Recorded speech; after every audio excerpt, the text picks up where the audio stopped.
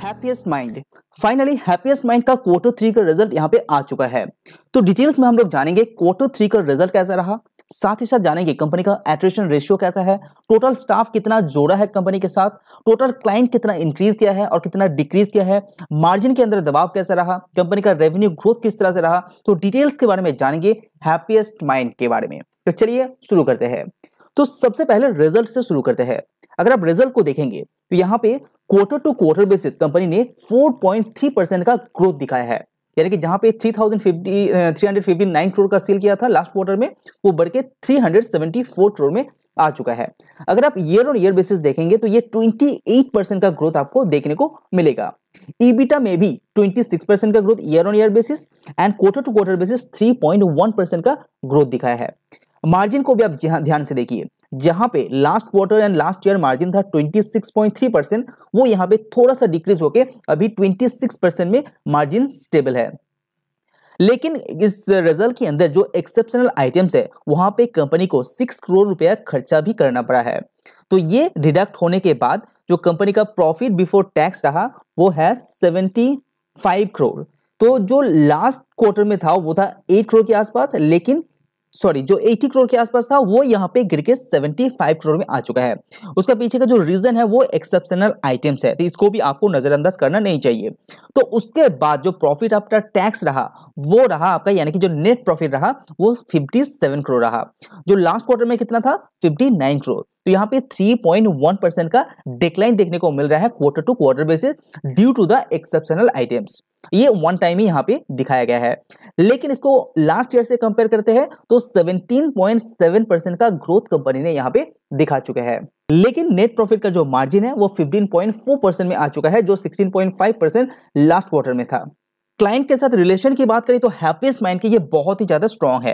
2020 में जहां पे 5 साल से ज्यादा पुराना कस्टमर 27% हुआ करता था, वो 50% तक आ चुका है। तो बहुत ही ज्यादा पॉजिटिव बात है। कंपनी का सीएजीआर रेवेन्यू ग्रोथ देखेंगे तो पिछले 3 साल से ये 25 से लेके 27% तक सीएजीआर ग्रोथ दिखा चुके हैं। अगर कंपनी का ईबिटा देखेंगे तो ये 61% के रेशियो के दौर से ये ग्रो कर रहा है। अभी थोड़ा एट्रिशन रेशियो को भी समझते हैं। लास्ट क्वार्टर में जो एट्रिशन रेशियो था वो 23.5% था, वो गिर के 20.9% में आ चुका है, जो पॉजिटिव बात है हैप्पीएस्ट माइंड के लिए, क्योंकि एट्रिशन रेशियो यहाँ पे गिर चुका है। हैप्पीएस्ट माइंड के अंदर नंबर ऑफ स्टाफ को भी थोड़ा सा समझ लेते हैं। लास्ट क्वार्टर में हैप्पीएस्ट माइंड के साथ 4581 स्टाफ मौजूद था, वो बढ़ के 4611 में आ चुका है। तो स्लाइटली इंक्रीजनेस स्टाफ के अंदर यहाँ पे दिखाई दे रहा है, जो पॉजिटिव बात है। और quarter to quarter even year on year basis company अपने स्टाफ को लगातार इंक्रीज इसीलिए कर रहा है क्योंकि मार्केट के अंदर डिमांड बहुत ज्यादा है। दूसरे आईटी कंपनी की बात करें तो एचसीएल टीसीएस ने यहाँ पे डिक्रीज किया है, एचसीएल ने सबसे ज्यादा स्टाफ एक्युमुलेट किया है। अभी बात करते हैं कि इंपॉर्टेंट पैरामीटर जो हैप्पीएस्ट माइंड के लिए बहुत ज्यादा इंपॉर्टेंट है, जैसे कि क्वार्टर 3 2023 तक कंपनी के पास जो $1 मिलियन कस्टमर है वो 40 था। लास्ट क्वार्टर में 40 था, अभी भी ये 40 में ही मौजूद है। अगर आप डिपेंडेंस की बात करें तो टॉप 20 क्लाइंट से कंपनी 57.9% रेवेन्यू कमाता है और नंबर 1 क्लाइंट से कंपनी 12.8% रेवेन्यू कमाता है, जो इसको कम करने की कोशिश कर रहे हैं, जो बेनिफिट साबित होगा हैप्पीएस्ट माइंड के लिए। ज्यादा डिपेंडेंसी नंबर ऑफ क्लाइंट के ऊपर कम रहना सबसे ज्यादा अच्छा होता है, यानी कि कोई भी क्लाइंट के ऊपर ज्यादा डिपेंड रहना बहुत ज्यादा नेगेटिव साबित हो सकता है लॉन्ग टर्म के हिसाब से। हैप्पीएस्ट माइंड के अंदर जो एक नेगेटिव बात है वो है कंपनी का जो बिजनेस डिपेंडेंसी यानी कि रेवेन्यू डिपेंडेंसी, क्योंकि अमेरिका से कंपनी 67% रेवेन्यू कमाता है, जो कंपनी के लिए एक नेगेटिव पॉइंट साबित हो रहा है। इसीलिए कंपनी का शेयर प्राइस के ऊपर उतना मूवमेंट आपको देखने को नहीं मिल रहा है।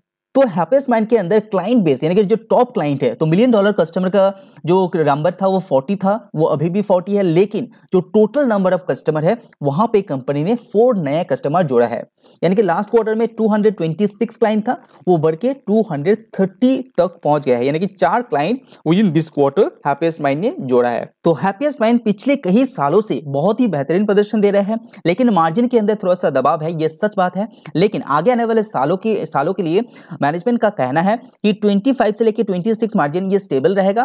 तो अगर आपके पोर्टफोलियो के अंदर हैप्पीएस्ट माइंड के शेयर है तो प्लीज इसको होल्ड कीजिए, क्योंकि फ्यूचर प्रोजेक्शन भी बहुत ज्यादा स्ट्रांग है। कंपनी का मैनेजमेंट यानी कि मिस्टर अशोक सोटा माइंडट्री का साथ काम कर चुके हैं और ये बहुत ही ज्यादा एक्सपीरियंस प्लेयर है, तो इसीलिए इस कंपनी के ऊपर भरोसा आप कर सकते हैं और कंपनी लगातार अच्छा ग्रोथ दिखाई दे रहे हैं और फ्यूचर में ही ऐसा करता रहेगा, ऐसा मैनेजमेंट के द्वारा कहा गया है।